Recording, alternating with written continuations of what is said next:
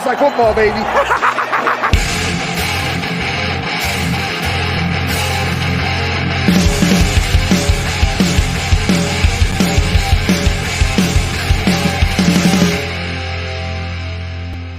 What's up, guys? Welcome in to the Fantasy Football Smackdown. I'm your host, Kyle August. You can follow me on Twitter at KyleMonth8 for all your fantasy football and NASCAR takes. Of course, you guys are checking me out over there. Always love hearing from you guys. But on today's show, I'm joined by my partner in crime here on the DWZ Network and one of the co-hosts of the Dynasty War Games. Jesse, how's it going? Hey, what's up, Kyle? Good to have you back, man. How's life been treating you lately? Excellent. Busy as hell, but can't pay the mortgage by sitting at home, not doing anything, right? Sitting on the couch. I hear that, man. And it's been a fun few days for fantasy football, dynasty football. A lot of players on the move. The franchise tag deadline was just yesterday. We're recording this Wednesday night live on YouTube. So as always, you should be checking us out on the YouTube as we record these shows. Love hearing from you guys. On today's show, we're talking about things that we hate about dynasty fantasy football. In essence, just some things that, what are some solutions? What are some things that really, we would love to change about this game a little bit. So it's going to be a pretty open conversation. So if you're watching here, we're looking for comments. But as always, if you're around while we're recording, if you're following us on YouTube, have those notifications turned on. You'll see when we're recording these shows. You can always chime in. Love to hear from you guys in the comments. But let's start with some of the recent news. So again, we're recording this Wednesday night, March 9th. And with the franchise tag deadline, there were some guys that were franchise tagged, but there were also some trades, which aren't usually a big part of the NFL. So this was kind of cool to see, because for me, usually the franchise tag is like just the biggest boner kill of all time, because this isn't a part of any other league, right? Like you don't see NBA, MLB, this doesn't exist. The NFL, like you always see these free agent lists, right? And then half those guys don't go anywhere because they just get franchise tag. They can't escape, their location if they wanted to. So, but let's start with the trades. And I think the biggest one, the one that broke Sleeper, was the Russell Wilson trade. It was unbelievable. You couldn't even open the app. It was nuts. The Patreon chat was going crazy as well. But obviously, Russell Wilson traded from the Seahawks to the Denver Broncos. Really the only key dynasty piece going back to Seattle, besides some draft capital, was Noah Fant. So, Jesse, what was your kind of initial reaction to this, and what was your thoughts on the trade? Well, goddamn right. I love it. I have a lot of Russ. I got a lot of Russ last year in startups, and he was cheap, so I got a couple. I traded for him, like Wentz in a second. I got him for in the middle of the season. Nice. So, yeah. When he was hurt, and there was this narrative out there that he wasn't a good quarterback anymore, I was like, okay, I'll take him. I'll take him off your hands. No worries. Yeah. I love Russ. I've got him all over the place. So it's, huge for me. I will say, in this case, I just think it's ready-made. It's going to work out well. I think we all think it's going to work out well. It's like when Dallas drafted Zeke. They already had the line. They kind of had everything in place. They just needed that stud back. And it's one of those that it's just easy to see, right? Yeah. But I will say that, I will disagree that it's a boner kill when guys get franchised. I kind of like it, if they're already on a good team, because I like continuity in the NFL, right? Mm-hmm. So Mike Williams and Aaron Rodgers and Davante Adams staying put, to me, is the best thing that could have happened for them and their dynasty success as well, or fantasy success anyway. Davante Adams probably, has a precious few. Aaron Rodgers and Davante Adams have precious few seasons left. Maybe, hopefully more than this one. Hopefully 2 or 3. But I just see them not having to adjust is just a really good thing. Mm-hmm. And like I said, continuity is a huge thing in the NFL. There are a lot of cults of personalities out there, like we saw with the Jaguars last year, and situations cannot really be what they seem.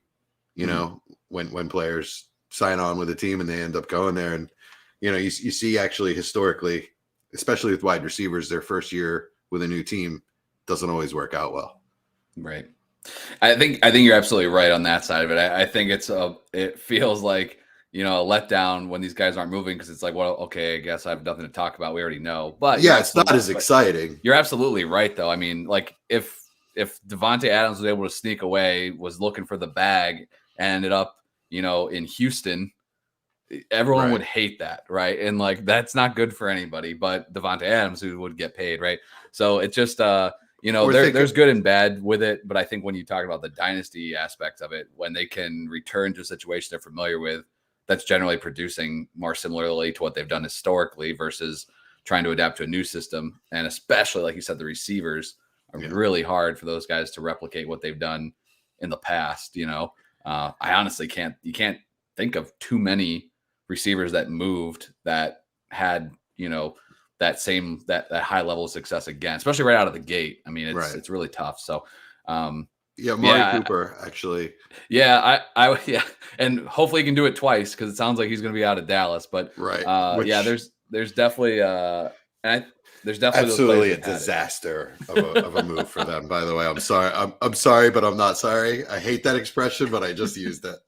I think the thing with Cooper, and we'll see, and like I don't want to dive too much into it because he hasn't even been officially released yet, and he's going to have a new team here soon, maybe, and all that. But I think it's just funny because everyone's like, yeah, no brainer. Cut his ass. $20 million. Are you kidding me? And then Mike Williams signs a 3-year, $60 million contract. And all this NFL money is funny money anyway, and see how it actually hits with cap and all that. Right. But like, it's just like, but that's great. That's a great deal. I think they're like 6 months apart. Like they're not like an age. It's just hilarious how sometimes this works. And as far as stock and everything like that goes. And I think, with the, just bringing it back to the Russ trade, I think when you look at Denver, we were talking about it across our shows. I know I've mentioned it before. Judy, Sutton, those were guys like, if you believe in those guys, you should have already acquired them. This is definitely not the time to Don't be forget doing Hamler's that. coming back too. Yeah. I think it's gonna be interesting to see how that offense works, because it did feel super plug and play. Seattle's obviously got a big hole now in their offense, as far as not even having a quarterback on the roster, really, besides Drew Lock, who they traded for. But I could absolutely see Sunshine Pete trying to make Drew Lock a thing. I could absolutely see that, and it'll be disastrous. This is unless something big emerges for him, this might be his last year there. I can't imagine. I mean, because I believe he's the oldest coach in the NFL. Yeah, right? I mean, he's old as hell. He's in his 70s. Yeah, so it's just like, why would he want to sit through that? Yeah, they're not going to take a rookie and try to develop, right? Yeah, I mean, and it probably wouldn't work out very well, because I can't think of too many Seattle Seahawks players that really have panned out. I mean, this team hasn't really drafted well in a while, and even when they drafted Russ, he was a 3rd-round pick, and it was right after they just gave a huge sack of cash to Matt Flynn for 3 good games. Right. So it's like this organization, I think, is in for a long rebuild, especially when you look at, as far as the next few years, you're going to be battling with the Rams. That team isn't going anywhere, at least for 2022. They're pretty intact there with McVay and everything. And we like what we've seen out of the Niners. So, I mean, it's not the AFC West, but the NFC West is definitely not one that you're going to back into, I feel like. So we'll see. Is George Fant on the Seahawks? Is George Fant? Yeah. Isn't he the tackle? Yeah, I think he might be. Yeah. I don't know. So we have both Fants on the same team now. Yes. I did see somebody say that they wanted the picks of Noah Fant, but then the Broncos wanted to include Drew Lock just so they didn't have to have that weird conversation about the jersey number, so that Russ could still be 3. That's not a weird conversation. It's Drew Lock. You're about to get cut. Do you want to just give him your yeah, get out of the way, right? It does hurt my heart though that they had Fant. They had to send Fant. That was one of the biggest things I was excited about. I like 3 Fant shares where if he was, if he was with Russ, it was so close. Mm-hmm. Oh, so close to having Fant. And those are teams that, I have championship aspirations for. So yeah. And now he's gone into the abyss. Who the hell, come on. Yeah, I mean, when you talk about Fant, Lockett, DK, even like, those prospects as far as the immediate ones, for 2022 season, like is going to be really dependent on the quarterback that lands there. Right now, I mean, those values are pretty low. So, I mean, if we know that, everybody knows that, if you get somebody on a bad day, type of thing, right? If you can buy those guys at a really reasonable price, I would look to do that. But I mean, I feel like that's pretty color by numbers, dynasty, so take a shot though. It doesn't hurt to see. I think I've seen a couple moves, and offers that when I reached out, the counter that I got wasn't unreasonable. It was just trying to steal it, so we'll see. But Yeah. and obviously I loved all the Albert O owners just doing victory laps because they knew it. Yeah. They knew. Yeah. So if anything, maybe it'll give us 2 tight ends out of this group as opposed, for fantasy relevance versus what we've been looking at. Mike in the chat, he said he's heard rumors they're going to try to use the assets to acquire Watson, which would be very interesting. I know that I have Deshaun Watson stashed on a few Superflex teams, just hoping, I'd love to see Watson play again, if he gets his legal stuff figured out, and that would be great. I mean, you talk about that would be fun. 180. That would be a lot of fun. Right. That'd be awesome. So we'll keep an eye on that situation and dive more into the Seahawks when all that figures out. We got a lot of free agency stuff coming up this month. I mean, if you buy low on DK in that window between Wilson and if that Watson thing happens, oh yeah, wow, that would be you'd be feeling. I mean, and honestly, I don't know that it's ever going to be lower. I mean, right now, I mean, yeah, let's say they just roll with Drew Lock and a draft pick, for 2022. I think everyone will just the closer you get to 2023, like they're going to address it. They're not going to just stick with that if it's bad again. So as soon as they address the position, just going to go back up. I mean, it was the same situation with Denver. It was those guys, that volume was going to go up no matter who they added at QB, whether it was signed a free agent in Jameis Winston or drafted a guy early. The guy under center wasn't named Drew Lock or Teddy Bridgewater, so it was going to be, an increase. So, we'll see. We'll talk about the rankings and things as we get into further into the offseason, but some fun stuff there for sure. It felt like a dynasty trade. It felt like a fantasy football trade almost. Yeah, it did. You don't see those franchise quarterbacks move very often. Yeah, you had all the picks, a couple players, you know, and then Denver's like, well, you got to give me a fourth back. I know. I love how that was just tossed in there.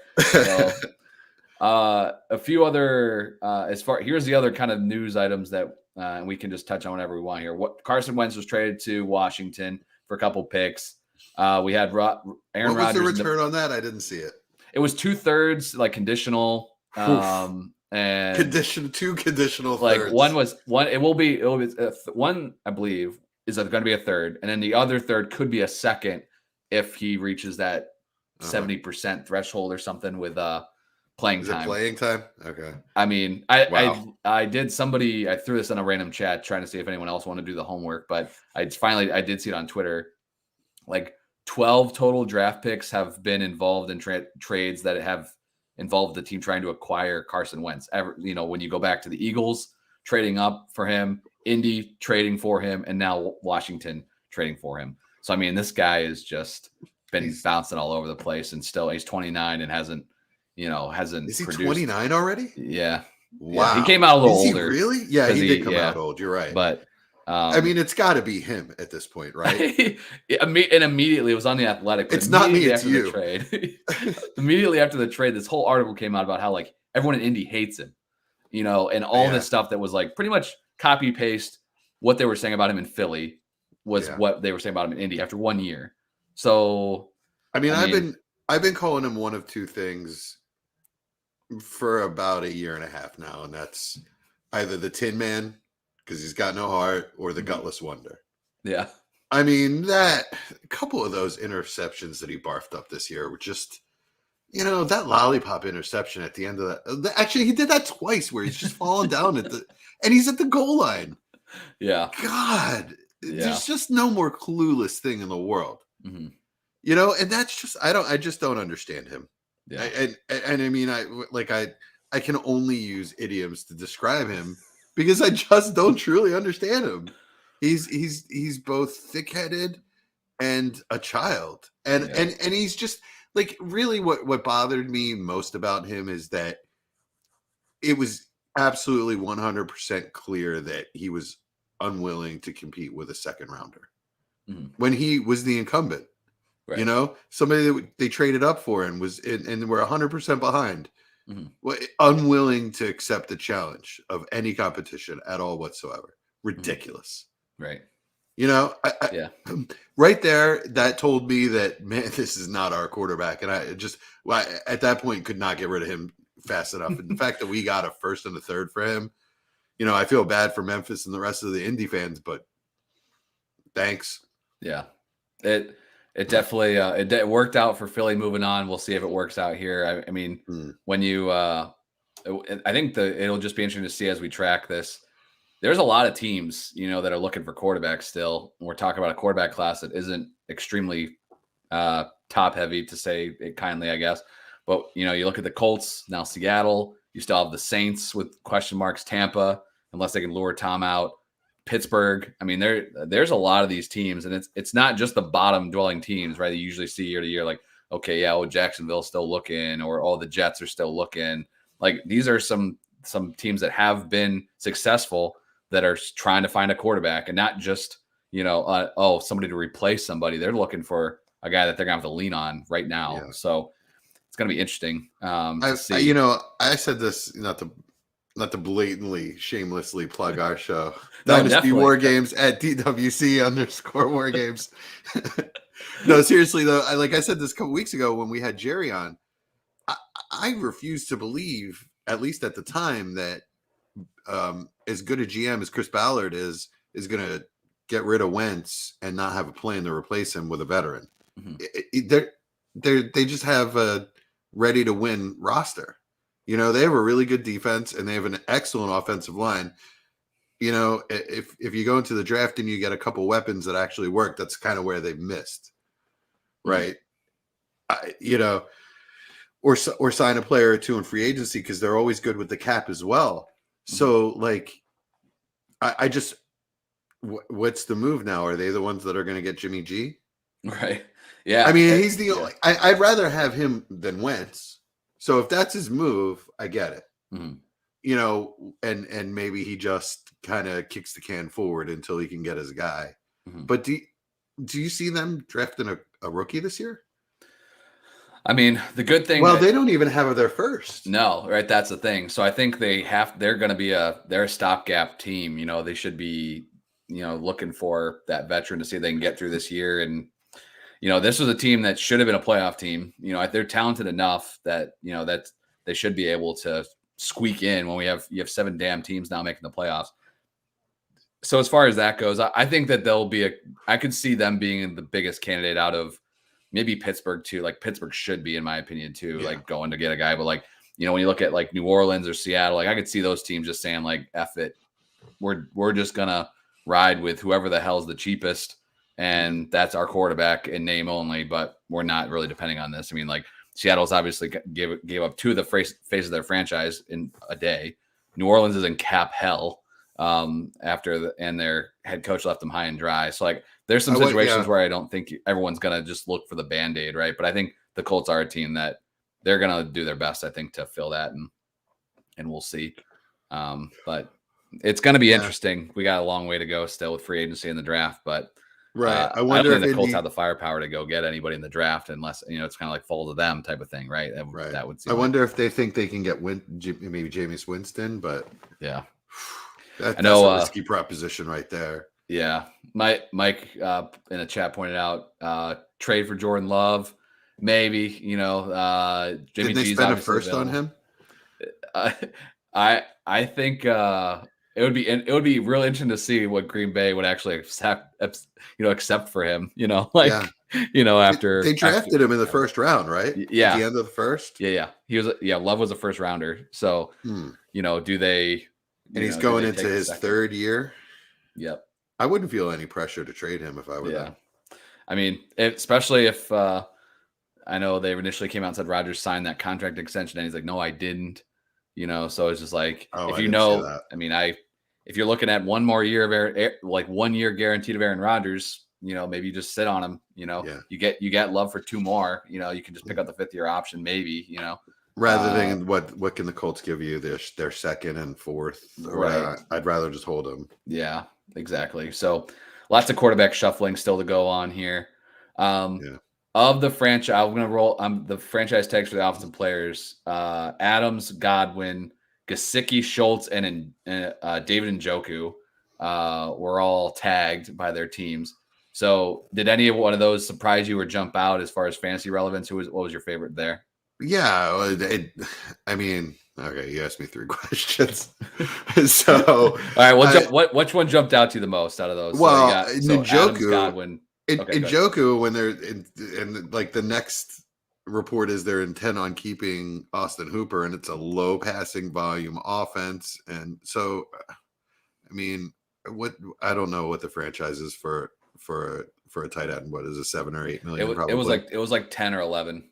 Oh wow! So you're going to pay 10 or 11 million for a blocking tight end? That he's not that great a blocker, and I mean he's very athletic, but it's not a passing offense, and your quarterback sucks, and you still have Chubb and Kareem Hunt, and it runs through them, and that surprised the hell out of me. I don't know why the hell they made that move. It makes no sense to anybody. Yeah. And you just gave Austin Hooper the highest contract for a tight end like just a year ago or whatever. Like, I don't know what that one sucked because I wanted Njoku to go somewhere else. Like, I talked about it last week I did my top 10 rankings at each position for 2022. And some of these guys being tagged, like Gesicki staying in Miami, Schultz staying in Dallas, especially with the rumors now that Cooper could be on the move. Like, those guys were like, all right, those guys enter the I'm cool with them, because last week when I did that show, it was 7 guys. And after that, I was like, I hate everybody. All these guys, no, I don't like this.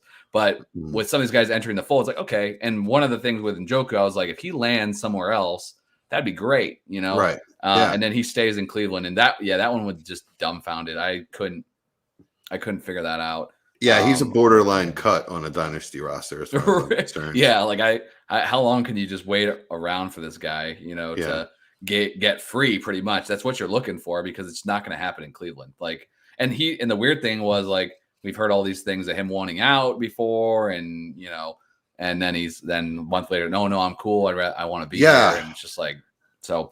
Yeah, that's another thing I talked about last week is I thought that, that's max of agent talk to me, right? Mm-hmm.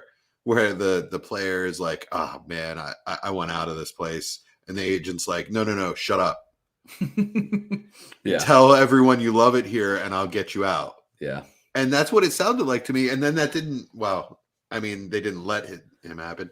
Mike Kinney in chat wants to know if it's going to be a tag and trade, but I don't remember a tag and trade in the NFL. Do you? It's just rare. Yeah. I can't think of one offhand. It's not the NBA, know? Yeah. I don't know that you're going to find somebody else that's like, I really want to pay Njoku. I mean, it's one that you obviously have to have an extension there probably, right? To get that cap number down. Someone would have to love him, and he's a little old at this point. I mean, I can't imagine that he would have been that expensive even like last year, right? For someone to acquire him before, but it's that one just sucked because I was hoping there'd be another name added to the mix. Chad mentioned in the chat here about Evan Ingram. He's somebody that I like as far as a free agent class. He was somebody that I've talked about on my wish list podcast a few weeks ago. Like, he's a guy that I still have hope for if he can land somewhere decent. And now that Gesicki and Schultz are off the board, I think Ingram's the top target there at tight end. So I mean, as far as the free agents go, so we'll see. But it's been how long we're waiting around on this kid. I'd rather have Isaiah Likely. It's gonna be. I'm at least glad for me. My favorite tag, which I hated as a Cowboys fan, but for a fantasy player, Schultz staying in Dallas. Especially again, and all this crap happened after I recorded, so I kind of was pissed because it like made if anyone's listening to me like 5 days later, I was like, this guy doesn't know what the hell he's talking about.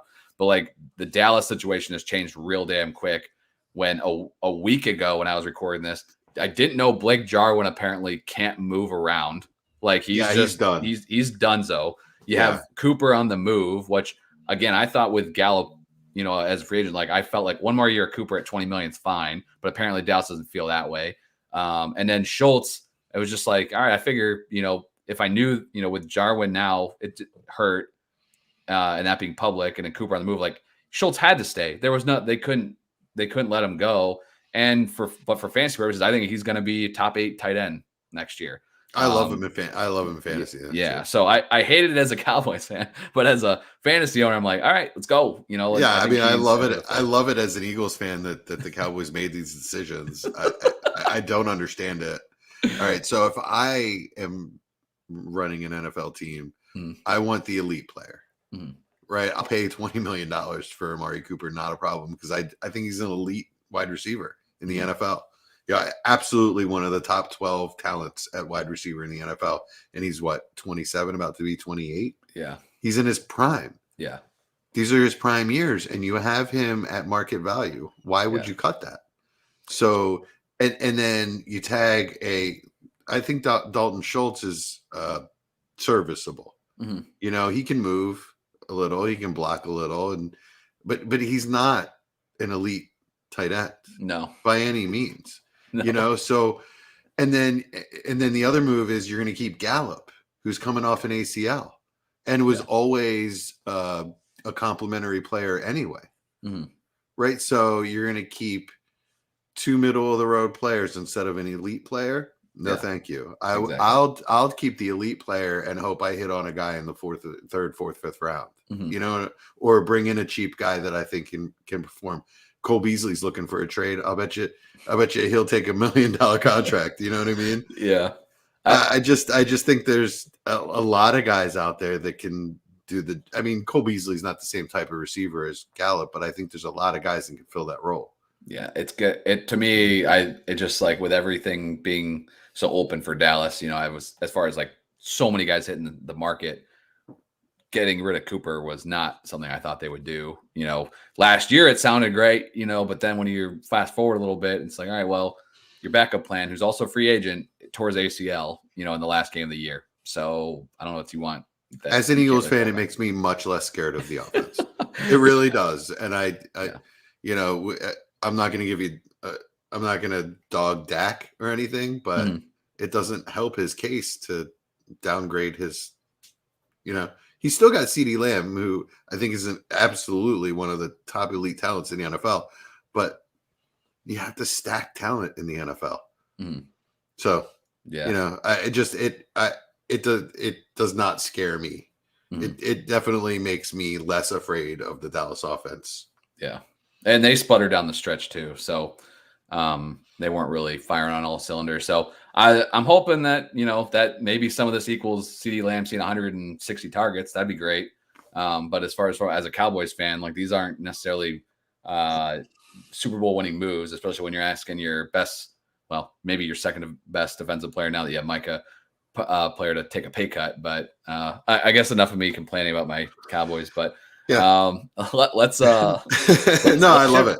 Let's shift gears and talk. Let's complain about some other stuff. Let's talk about. Let's do it. This is a little tongue in cheek, and hopefully people realize that what the things we hate about Dynasty fantasy football. So I love, and full disclosure, like I love Dynasty. When I started this podcast, 7 years ago, like I super redraft oriented. This podcast continues to be a little bit more redraft oriented, obviously, especially when we get into season and draft season in August. But it's gotten to the point too where like my dynasty leagues outnumber my redraft leagues 2-1. So there's definitely a lot of things to love about dynasty, and the fact that it keeps you entertained all year long. And we're talking about all this stuff in March, and we got rookie season just hot and heavy on us right now as well. But I think there's just with anything, there's things that we would like to see improve. We'd like to see better, whether that be, just from the league down or how the game's played overall, or, from start to finish. This is a pretty open conversation. So I'll kick it. If you're a cool bat and lead off here, Jesse, what was something that came to mind when I threw this topic out there? Like what's something that you would love to see change? Like what is something that, grinds your gears about this game we all love, but what could we hate about this stuff a little bit? Yeah, and I'm with you. I'm a diehard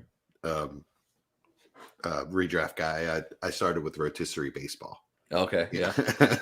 So, but that also built my love for building teams, right? So, I'm a relative newbie to Dynasty of 3-4 years now, but I guess maybe I have a little more of a fresh look at things than some of the guys that have been in for a long time. I'll tell you one thing that bugs me, and I'm with you because I love Dynasty. I really have the fever, and I mean, it allows me to play fantasy football year round. Mm-hmm. That's amazing. I used to take this, 4 or 5 month break and be rusty as hell when I came back and not remember anything. So, yeah, it's great. It helps me play all year round. But, there are some things that really bug me and really, really grind my gears. So one thing is when something happens, like Russell Wilson gets traded to the Broncos, we all know that's great.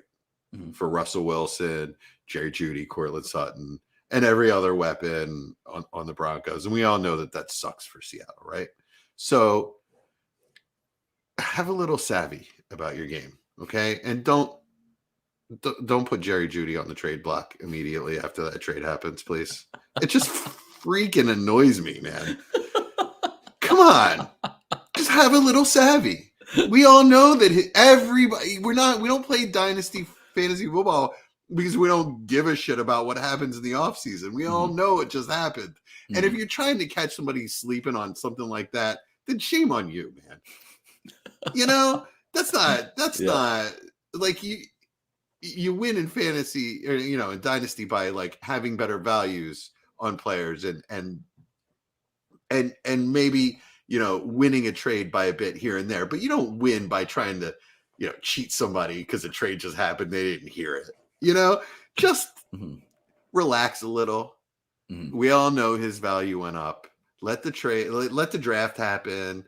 Let's get in the preseason and then start, once the reports come out that Jerry Jeudy looks great with Russell Wilson, immediate connection with, all right, then start making some offers, but don't put them on a trade block.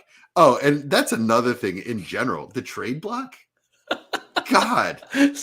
So there's a league. I'm glad that you're not in this league because only for this reason. This is a good buddy of mine, John Glenn. Shout out. He does a podcast over P2W Network, and he talked about some trades I made this week. So I'll give him a shout out for giving me one too. But the great league, love these guys. But in this league on Sundays, when third string running back from the Cardinals scores a touchdown, right? Joe Blow RB, when he scores, that owner runs and puts him on the trade block, right? Like, and it's like a joke now. Like, so the trade block it's a complete waste. Like I was actually trying to make legit trades this week. I pulled up the trade block, and then like, you got freaking like, Quez Watkins on here, or Craig Reynolds is still on the trade block because Craig Reynolds had a 100-yard game, in week 12 or whatever. So he's on the trade block. So like anytime something happens, like, listen, I know that Craig Reynolds is on the trade block. And if my team is desperate enough that I need Craig Reynolds, I will make you a stupid offer. Okay. You stupid. I love it. The hell out of me. Yeah. It's funny because I've gotten a little like old man get off my lawn. Like I can feel it. Like it just, and I wish it wasn't this way, but I feel like now everyone knows everything, and this isn't like you're smart, like, oh, you're a know-it-all. We're not working off of magazines anymore. Yeah, we're all plugged in. Everybody knows, and the leagues that we're all in. If you listen to a damn fantasy football podcast, especially if you're watching us live at 10:30 Eastern, right? Like, you're not surprised by this stuff. What this move equals this. I'm not. So that's why I don't come on here and be like, buy Tyler Lockett real low. Like, no shit. Like, everyone already knows, what. And if you don't like Tyler Lockett now, you didn't like it before, like, whatever. But like the as far as like the flows and value, we see it all the time, like where it's just, we've all gotten accustomed to just being so plugged in. I think it's just funny because when I see somebody out there like trying to have a hot take about something, I'm like, okay. Like, I don't get this anymore. So I wish I always joke around my like people like in other league chats. Like, I wish I could like download all this stuff out of my brain, say like put on a flash drive somewhere or whatever, and like just live as a normal average. I am in a work league with my buddies, but I can't, Good because luck. I just like now I'm like Yeah. I see Matthew Berry on TV talking, I'm like, yeah, don't, I already know, get out of here. Like, I don't need you, anymore. And it's just like, and it's less about that. And, and there was at one point I was starved for like when fantasy football shows and podcasts first started coming out, I was starved for every single one of them. Yeah. And I was like hanging on every word that Matthew Berry said. I'm with you. I was with you, man.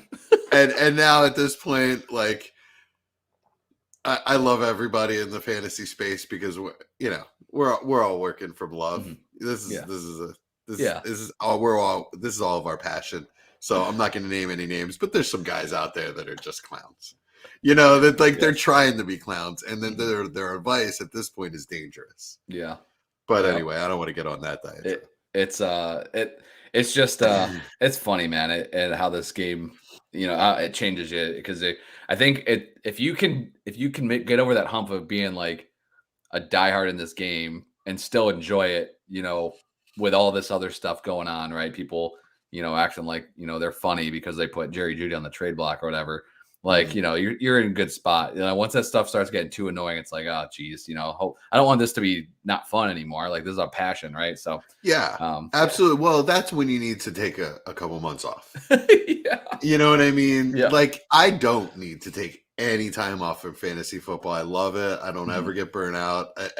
There's always a new challenge for me, and I always love just going through my teams. But some people get to that point, and hey, man, take a couple months off. Yeah. Yeah, exactly. Please check your alerts if I send you an offer. Right. So some of the stuff that I have a couple things that this came to mind, which actually these were things that brought up the whole idea. So interested in your feedback, what you run into. And the first one at the top, this is the whole thing that started this thought process and this is what I do. I just sit around and think about stuff I can talk about on this show, especially this time of year, because I'm not going to be talking rookies on the Smackdown. Sorry, like I'll see you in April. That's not my thing. I don't want to pretend it's my thing. Go listen to Dallas or somebody else, not me. But the one thing in Dynasty, I love this game, but I feel like there's got to be a better way for us to add those moments a little bit more. Like in my longtime keeper league, right? It's pretty diehard. The guys are good. Like, it's a redraft keeper league. And there's just that time, in August, right? We got our draft date. We all show up. We're hanging out. It's a great time. In Dynasty, it's like the startup, right? 30 rounds, buckle in. After that, for eternity, all you will have is a 4 to 5 round rookie draft, and hope we'll interact in the message board. But that event, it will never happen again. And that's like the thing to me. It's like really tough. It's like, and I think that's honestly why leagues just folded, because you're just like, you're talking, even 3-4 years, I think is a really good run for a dynasty league, to be honest. Like, if you're not really, if you don't have prior relationships. So like for me, I've tried to come up with some interesting ways, and we can talk about it here, but like that lack of events is a really tough thing, because you don't have that draft day, right? Yeah. You're going to have, you'll have draft day, 4 rounds, 5 rounds. And there's 3 or 4 guys that give, that are really invested in those first 2 round rookie picks. And beyond that, it's just like, Tutu Atwell, you got, and then like everyone just laughs about how tiny he is. And like, that's the moment, and that's it. And you just move on, and then you just, so like, have you run into that before? Have you done anything in other leagues, like, to try to supplement the fact that we don't have that, draft day feel? Yeah. Well, it doesn't happen a lot to me personally, because of what I was about to tell you. Like how you rectify that is you have me in your league. Okay. There you go. Because I just send offers, and I'm just tweaking people constantly, and I'm just looking at rosters. I'm looking at my roster, and I don't care if I'm in 16 dynasty leagues. I will work on a roster for 2-3 days, and then move on to another roster for 2-3 days. And like, one of the things I do is I'll send offers to 10 players. 10 GMs will get offers for me in a week because I'm trying to do something. Mm-hmm. I'm always trying to do something, right? I'm always trying to make my team better. And it's not always going to work. One of the big things that I tried to do was add Calvin Ridley. And I thought it was a mental health thing. I didn't realize that he was an asshole. And that he's Pete Rose, and that he's goddamn lucky that he's not suspended, like he's not banned for life. Mm-hmm. Right. I'm always like I said, it doesn't always work out, but I'm always trying to do something. So like that's my advice, is to be that person, right? Yeah. Just one thing that, and I'll give a lot of credit to one of my podcast hosts, Mike Casper. He commissions a few leagues that I'm in, and he's constantly posting articles from the NFL or blurbs from Twitter, or just funny GIFs, or just, hey, is it funny when this happened in our league at this? But like, he just always constantly like, just trying to keep the chat going and just trying to keep some activity in the league. Mm-hmm. Right. And I feel like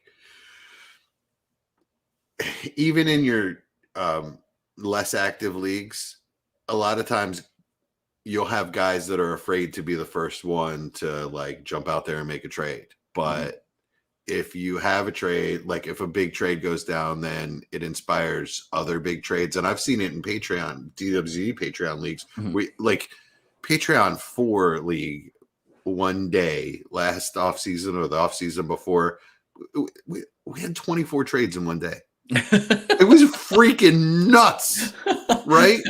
Yeah. I'm not going to say that one trade is going to inspire that in your league, but just getting things moving, mm-hmm. Can inspire other things. And that's really my only advice, is to be that guy. There's a domino effect for sure. There's a domino effect for sure. I've seen like I rarely, especially this time of year, rarely do you see like one trade happen. Usually, like, I had a league that no one had done anything in this league for last 6 weeks. And then I made a trade, and like within an hour, there were 2 more trades, so it's just like, it's, that is obviously the best way to overcome some of that staleness. But, and Chad in the chat, some guy named Chad Mendoza, not sure if you know this guy. I've heard of him, but he read, and he stole my big, finish here. But if you ever feel like this is happening to you, where you're not, you're the stale roster, maybe even, or like the idea of like these, where it's just rookie drafts aren't satisfying enough. They're not a sponsor of this show. I will add on to that. This is not a cheap product, either. Like, it's even MFL. If you're complaining about $80 for my fantasy league, Reality Sports Online is probably not the best place for you, because I think they bumped their price up again, but their product is super unique. And honestly, it's my favorite way to play any type of fantasy football. But Reality Sports Online is a contract based league where you're utilizing a salary cap as well. I've been in other leagues where there is no salary cap, it's just contracts. But in those leagues, you have this idea that players' contracts will expire. You're going to have an off season on Reality Sports Online. It's an auction, but you can figure out ways to, in essence, try to kick players back into the player pool, where, whether it's the same draft as your rookie draft, whether it's a separate draft, is a way to kind of recycle players a little bit more. Definitely adds to the fun. Now there's obviously good and bad of all those things, but I found too that in those types of leagues, it's a lot, the trades are honestly a lot more fun, because it's not just like, like right now, like I'm trying to, if you're in a league and you're trying to trade DeAndre Hopkins, right? Everybody knows, like, well, he's old, so why would I want him, right? But I'll give you a late second, maybe. Yeah, so it's just like, what are you gonna do, right? But you may have like, hey, if he's, if it's a salary cap, like if his contract's cheap, right? Or hey, it's expiring anyway after this year, so I'm only in hook for him for 2022. That makes a difference. So it adds like another layer, as opposed to like, this guy's old and this guy's not old. So like the control on those players makes a difference. So if you've never dabbled in that, it's a fun way to play. the purists won't really love it because they're just like, well, I build my teams for life. And when I drafted Patrick Mahomes, he was my QB for 37 years. It's like, that doesn't happen, you know? So it's an interesting way to play as another layer. That's a stubborn outlook, kind of. It really is. I would say, like, I haven't dabbled yet, but I want to. And Chad's actually been threatening to start one of these leagues for a year now. So, dude, if he starts an RSO league, you just write me in. I mean, Mike and I are auto committed, so that's 4. So we have 4 right now. Let's do it, man. It's honestly, like I said, they don't sponsor this. I see nothing from them, but it's my favorite way to play. Like, honestly, auction. I mean, there you go, right there. It's already better than everything else. But the contract situation is just, it makes it so fresh, you know. And so like when we have our off-season auction, you know, your players are constantly getting, you know, placed back in the pool, but there's still franchise tags. So you can keep your teams fairly intact for a certain time, but eventually, like, you're just gonna, you know, just like the NFL, like, you're just gonna run out of money, right? All these guys are gonna keep getting more expensive. So you got to figure out. It's interesting to me. It's like franchise mode in Madden to me. Yeah. Which I love, by the way. I'm even worse with MLB The Show. I have on my PS4 I have a season saved still. I think I'm in 2062. Oh my god. Yeah. Dang. And I had a lot of time over pandemic, by the way. That's pretty awesome. I wish that's a lot of commitment. I remember the worst I ever, and by I say the worst, I mean the most, like, I ever committed. I remember this had to be, it was on PlayStation 2, so I had it on a memory card that eventually got corrupted. My entire life went up in flames. Right. Oh my god! I remember. That's the worst. It was so bad. I remember this was back when Vic was on the Falcons, so I remember I played franchise mode with the Cowboys, of course, and then you could control multiple franchises. So I had the Cowboys and I had the Falcons, and I remember I was like 8 seasons deep. I played every game, like, for both teams. Yeah, you can't do that in baseball, by the way. Oh, no, definitely not in baseball. That was the only reason I think I never got into baseball games, even though the show is awesome. My buddy has it, so I'd like kind of play off his a bunch, but like, and they've definitely made it more enjoyable. I remember back in the day, there weren't options. Either you like play or not, you know? Right. But like with Madden, I remember committing to that, and it was a good time. But anyway, Reality Sports Online, try it out. Contract, salary cap, it's a good time. I'll do a little plug. This is only the 3rd year of the first iteration of this, but I started these leagues called Russian Roulette. In essence, what that is that every year, and some people don't have the balls to play in this league, to be honest, because every year I got these people that want to change the rule. But the rule is every offseason, as soon as the season ends, all 4 positions, in essence, one of them is killed off, quote unquote, meaning that entire position group is dumped into the draft pool with the incoming rookie class. Wow. So at any time, all your players, your quarterbacks just be tossed in. And you don't know which position. You don't know. There's no way to predict. No one's safe. Right? There's no protecting anyone.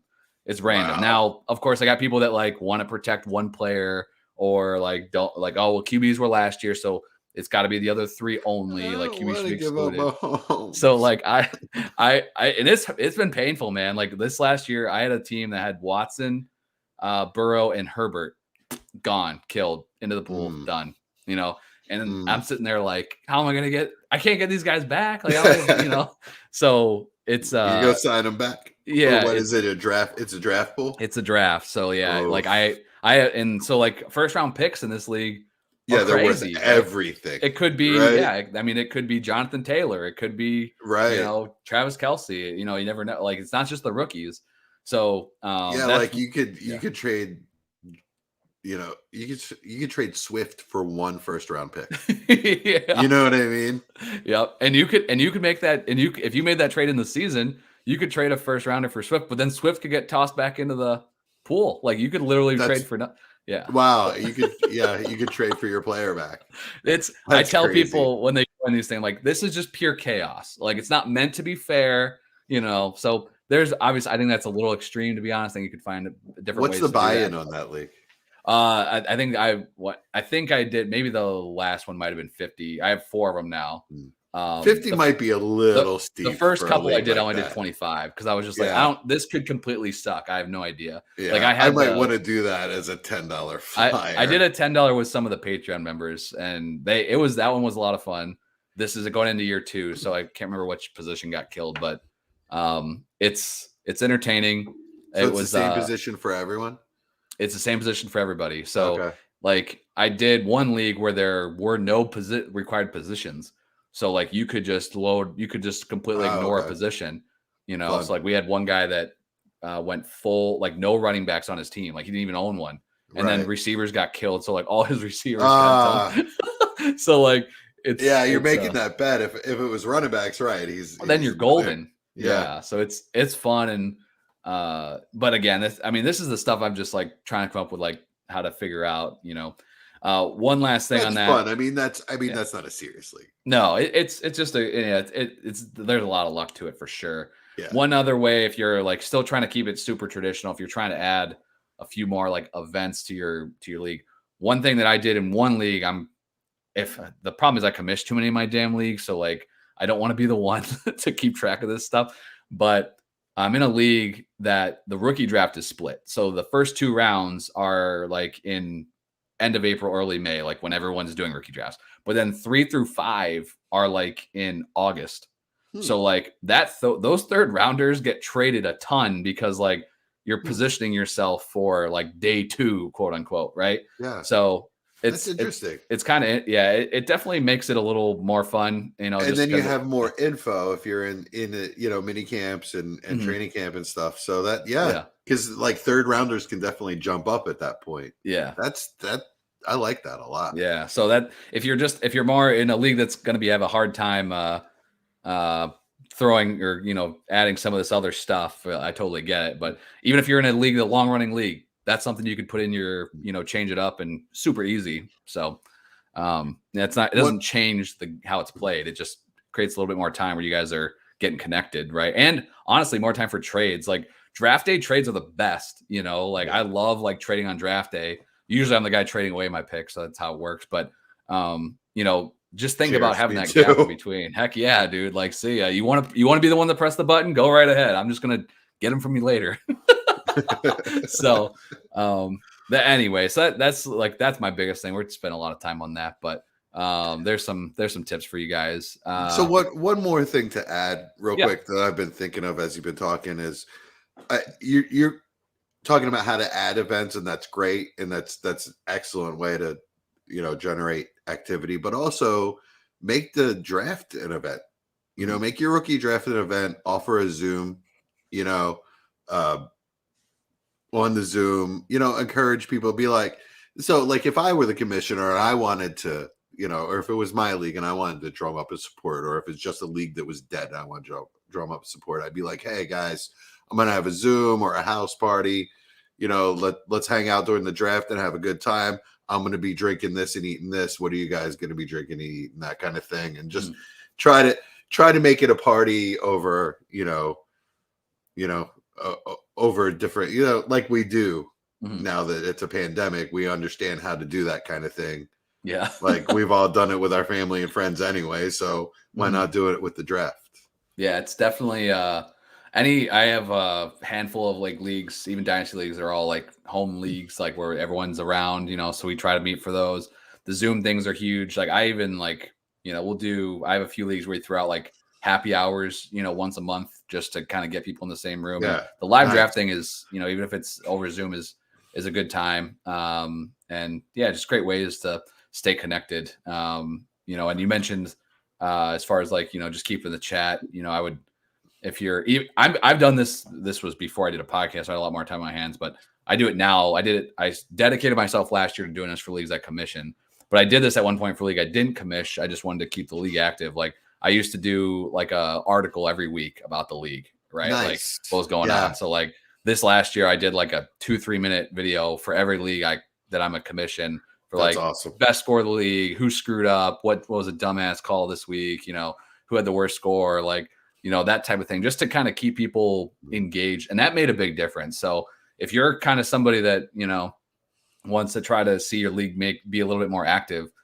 try to figure out something like that. I mean, hell, you hear about these podcasts that started off as just, oh, we just did this for our league, so that you don't have to get the crazy. Fantasy footballers. Yeah. With Mike so it's just Wright. like, yeah, you know what I mean? Unbelievable. Like, that started out in their garage. Mm-hmm.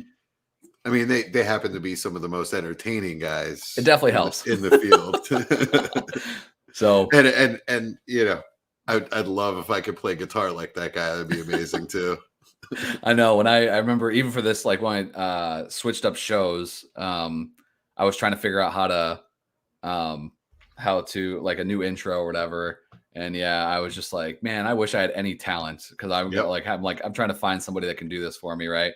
So yeah, anyway, but one thing, I actually got this from a few people, so I want to make sure I made the show. Okay. I had a few people reach out to me and say, like, the thing that they hate is tanking. And this is like the big, like, you listen to any show. I listen to Commission Possible, where with Scott Fish and Ryan McDowell. Great podcast if you're a commissioner. I commission too many damn leagues, so I have to listen. I feel obligated to do it. But like, tanking is like, as soon as you talk dynasty, tanking is like the second word, right? If there's like a word cloud, like, I love tanking. What would you do beside? I mean, is it just purely like get over it? Yeah. Or have you been in any leagues that try to like, hey, we've tweaked this to make it not as bad? My home league. Yeah, my home league is a 1 quarterback, 10 team dynasty league. And they're real strict. I can just feel your like I can just see like all of the events just flashing into your mind. Like, oh my god, like I can't believe I had to they're just real strict about other rules, and like they don't want anything to ever change or develop or evolve at all. And tanking is a real no-no, right? And somebody lost a pick for not starting the right player one year, and I don't like that. And he made a pretty good argument, but in the end it was obvious that like he started a player that was on IR. Yeah. But he made a pretty good argument. He was lying his ass off. It was obvious, but like, I don't care. Yeah. If you're willing to just donate your buy-in, then so be it. Yeah. If you really think that's going to make you better in the future and that's your strategy, great. That's what, I mean, that's what sports teams do. Right. The NFL doesn't really tank because it's such a moneymaker, and it's such a, like, teams change so much from year to year in the NFL. It doesn't make sense to tank in the NFL. Right. But, and like some teams kind of do. Miami and they tried anyway. Did, yeah. But it's like, and the NFL draft is such a crapshoot, right? But MLB teams do it all the time, and NBA teams, like the Sixers made it a science, right? Sam Hinkie like wrote a manifesto on tanking, and I agreed with every word he said in that. By the way, I read the whole thing and loved it. Like, if that's your strategy, man, go for it. It doesn't mean it's going to work. You could tank for fucking. Sorry. That's all right. I'll blame you when we get kicked off here. Don't worry. But you can tank for 5 years in a row and still be crappy. Right. If you can't draft, then tanking doesn't matter. Right. And if you can't draft or trade, like, you don't have to draft well to make tanking work. You can trade those picks for players that help your team. But if you can't do that, it doesn't matter. Right. And not everybody has that talent. So fine, try to tank, go for it. It makes my chances of winning better. Yep. And there are teams that I'm tanking.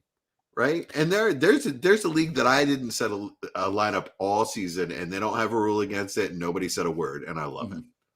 You know what? It's completely within the rules. It's definitely, yeah. And that's really it. I mean, Mike in the chat said tanking can only be, he said if it's defined what tanking is, which, yeah, I mean, if you have a league that's that worried about it and you want to define it and you want to prevent certain things, I guess. But I'm more of the opinion of you, Jesse. Like, if you paid the entry fee Mhm. and and there's no collusion, right? Then who cares? And the other thing and this is a super pain in the ass thing. So if you ask your commissioner to do this, you better be on good terms.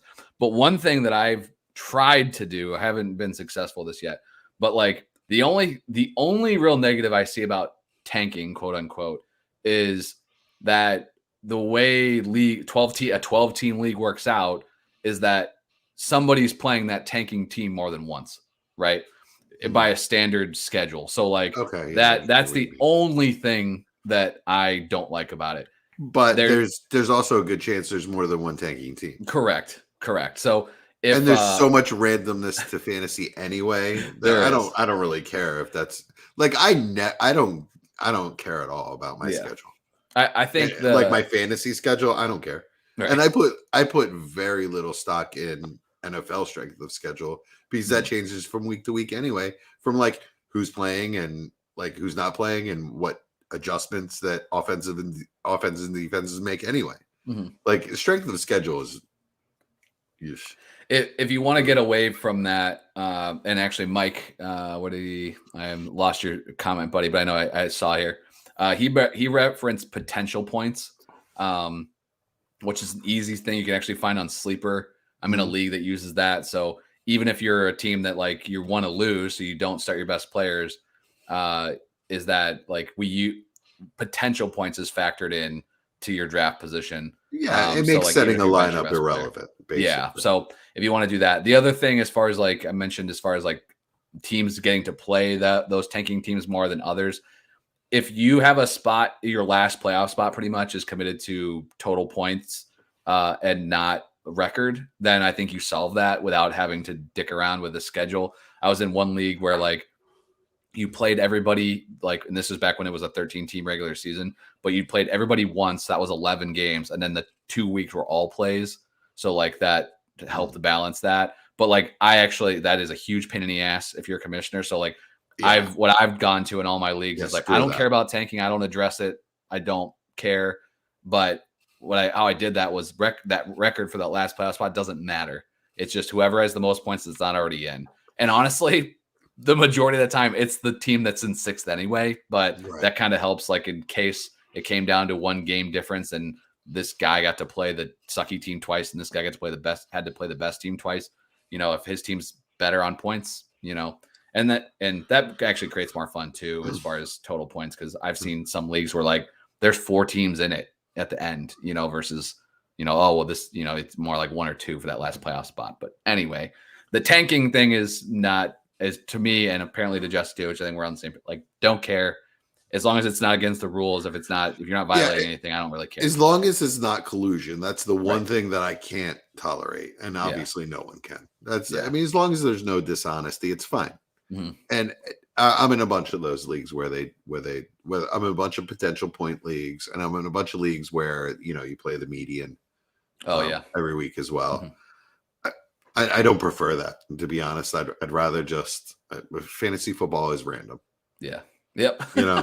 We just accept it, set your best lineup, and just try to have a little zen about it. Yep. You know what I mean? Have you? The last thing I had was, and this is one maybe I don't have a solution for, so I was gonna throw it out there, see if you've run into this. I had an idea, but I don't know if this sucks or not. I've never actually done this, and I literally came up with it 2 minutes before the show.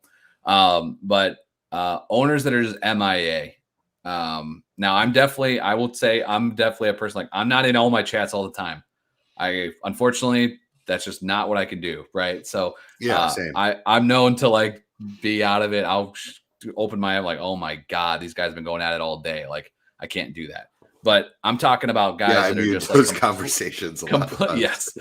I'm talking about guys that are just gone, like don't show, barely make their picks, just not even involved in the chat, not making any trades. Have you, and I've been, and that's a tough one. I'll put up my commissioner hat on for a sec. I have a league where this dude doesn't, I don't know that he gives two shits. Like but for years, as soon as I put out there, like, hey, just making sure everybody's coming back, right? So I know I have to fill spots. He's the first guy to be like, I'm in and here's my money. And I'm like, why do you keep paying for this? Like, there's no entertainment. Make trades? Is he competitive? No, does nothing. No trades. Barely makes that. Like, he always finishes like 6th or 7th because, all the other owners are either going for it or not. So it's like, have you ever done anything to try to? I mean, it sucks. Yeah. I mean, some people are just uninvested. Mm-hmm. A guy like that, if he's like, I'm in, I'm paying. Mm-hmm. I find it hard to say you're out. You know what I mean? I can't. I can't. Yeah. I think it just kind of sucks. Yeah. To be honest with you. I hate to say that, but if you have a league full of those guys, I mean, it's probably not going to last. Right. But if you have a couple of those guys, as long as you have like the opposite end of the spectrum, like me, you're okay. Mm-hmm. You know what I mean? But I don't know, ping him with trades. I would ping him with trades a bunch. And like, is it someone you know personally, or is it like a Yeah.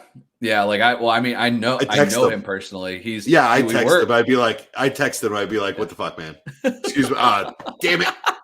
Jesse, you're gonna get me. I mean, all right.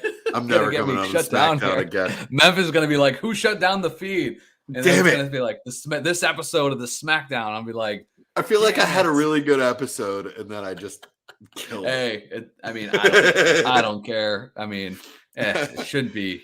I mean, we're not doing this for a living, right? I think the one thing. No, seriously, like if you know him personally, text him, call him, be like, man, I need you to do a little more, and if not, can I just replace you? Yeah. Like if you know him that well. Yeah. Because it reminds me of like in my home redraft league, one of my closest friends in the world was like, oh yeah, I love football. Yeah, I'll get in. Because I had, one of my friends got married and had kids, and sometimes that just eliminates people from home leagues or from any league. Yeah. And so my buddy Hoops gets in, and he's like a Jets fan. It doesn't know anything about fantasy football. It just kind of ruined our league for 2 years. Yeah. And then didn't set lineups for like half of the third year. And I just, found him in a bar one night and was like, Hoops, buddy, you're killing my fantasy. You're done here. And he's like, what do you mean? Like he had no idea. Yeah. And I was like, man, the rest of us are really into this and you're not. And he's like, oh, I'm sorry, man. I don't even care about that. And I was like, all right, I'm going to save you $200. You're out. He's like, oh, thanks, man. You want a shot? Like talk to the guy. Find out what his real motivation is, I guess. Yeah. If you know him. If you don't know him, you're screwed. There's definitely nothing wrong. Like I know I've done it as a commissioner. I've just told people like, hey, man, this is what we expect. And if you're not going to do that, that's totally fine. But you got to find somewhere else to play, and I think if you owe it. If you can bring up a history and be like, hey, in 3 years, you haven't made a trade. Yeah. Yeah. And like you have all of your free agent money at the end of the year. And like, what are you really even doing? Mm-hmm. Yeah. I think as a commission, you kind of owe it to your league a little bit too, to be like, hey, we have like 8 or 9 really good owners and these 2 guys that are kind of good, but like, then you have this other guy that just doesn't pay attention. Right. It's like, I think, I know it does annoy everybody else in the league for sure. And it totally, and I've been in leagues like that where, I mean, there's a lot of those types of guys and it's like, okay. And if I win it, I'm like, who cares? I'm like, I played against 6 people because the other ones didn't care. Right. And I think if you identify that early as a commissioner, if you don't let it keep happening. The only other idea I had was like, I think if you're, and this is a tough thing, but like if you could fill the spots, like if somebody finishes like in the bottom third, like 2 years in a row, like there's some sort of like replacement clause or something like that, which is different. I mean, it's tough for dynasty because you have the tanking thing, I guess. But like maybe there's a caveat, like if you've done X amount of activity, I don't know. But like I know it's tough because I think it I have has to these be guys that just keep more of showing a up. case by case. Yeah, it's It's going to definitely be one of those. It's going to be one of those situations that I learned in Marriott. I took I took a 3-day course called Crucial Conversations, Mhm. and this is a crucial conversation where you have to put the person at ease first, make them not feel like they're on trial, right, and then just sort of lay out the facts and present it to them in a nice, engaging way where they don't feel attacked. There you go. That's my advice. There's some life lessons from Jesse. I mean, that's gonna be. We guys should make that just a weekly segment on this show. I feel like commit your ass to showing up here. Crucial conversations. We're a little over an hour now. We talked a lot of. We had a lot of stuff to talk about on the front end, to be honest. So that was a good conversation. A lot of good stuff from here. I mean, this is a game. Yeah, I have a lot more that I'm annoyed about, but that's cool. Yeah. It's definitely worth. I mean, and hell, if you're a Patreon member, you just you can toss in there, and any time you get feedback, which is always awesome too. So, and I'm in I'm in other leagues too, where I'm like, hey, this is going on in this league. What do you guys think about this? Right. So, don't ever hesitate to kind of bounce it off people, or hit us up on Twitter or whatever. Because we always like here. I learn from other leagues. I learn from those situations too. So, I was a poor host, I guess, in the terms of having you on here. I didn't even let you talk about your show. I mentioned it at the top. No. We'll close it out this way. Half the time. I mean, I brought it up 3, 4, or 5 times. I mean, cool. Where can the people find it? And I've really enjoyed it because and I mentioned earlier, being like, and I was in the same boat. I was just like always looking for fantasy stuff. But after a while, and I think a lot of our listeners, sophisticated, right? If you're looking for the same milk toast, for kindergarten garbage, you're not going to find it here on this network for sure. Like, we do content that takes you deep or whatever, but I like the uniqueness of what you guys are doing. So give you a chance here. Just plug what you guys are doing, where they can find the show and everything. All right, so thank you so much for the intro. I really appreciate that. And thank you so much for the opportunity to be on this show. I love the Smackdown. This is a show that I used to listen to for redraft advice before I ever came to DWZ. So, it's an honor to be on the show again. I really appreciate it. But you can find us on the DWZ network. We are Dynasty War Games. So we're a little different. Like Kyle said, we're a bit of a party atmosphere. We like to have fun. We play a lot of games, as our name implies. But we're teaching and learning at the same time, right? So we're not going to have the same title as 5 of the feeds in your podcast. Right. So I look at my podcast feed and I'm like,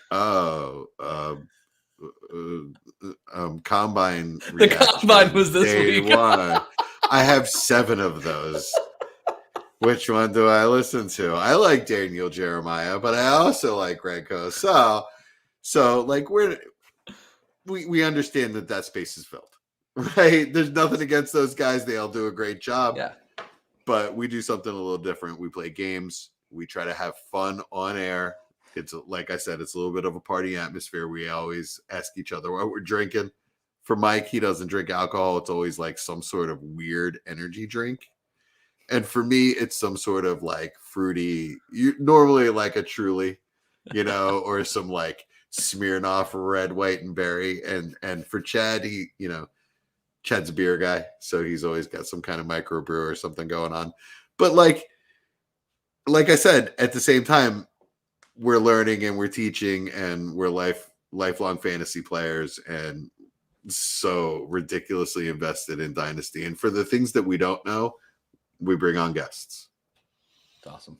Yeah, man, I've enjoyed it. It's an easy listen, for sure. And I think honestly, you get more. You can, for me at this point, and I think our listeners of this show, you don't need someone to tell you what you already know. Which is like you said, and nothing against those guys. They do it because they're really good at it. And I've listened to them, and that I'm where I am as far as a fantasy player because of listening to that stuff. But after a while, it's kind of like, I don't need another year of this, right? Right. I want that conversation, and I like, that what you guys bring to the table. Yeah, that, we're definitely three really invested dynasty players that have three definitely different approaches.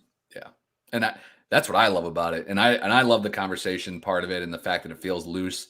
And honestly, I get more out of things like that because I'm able to, that kind of gets me thinking rather than someone just sitting down and telling me like, well, this is the value of Tyler Lockett now that Russell Wilson's not. And I'm like, okay, thanks. I'll just move on. Like I could have done that myself.